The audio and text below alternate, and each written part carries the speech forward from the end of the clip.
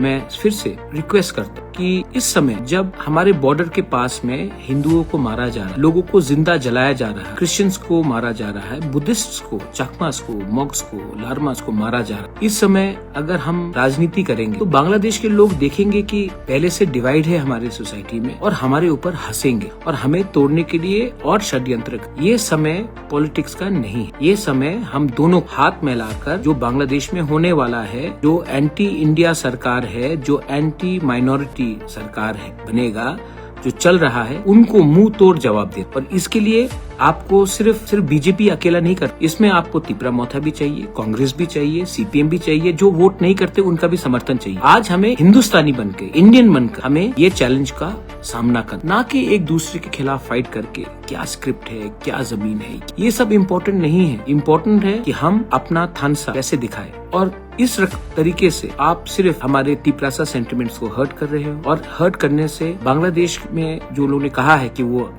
उग्रवादी एलिमेंट्स को सपोर्ट करना चाहते हैं, हम उनका हाथ को ताकत कर रहे हैं।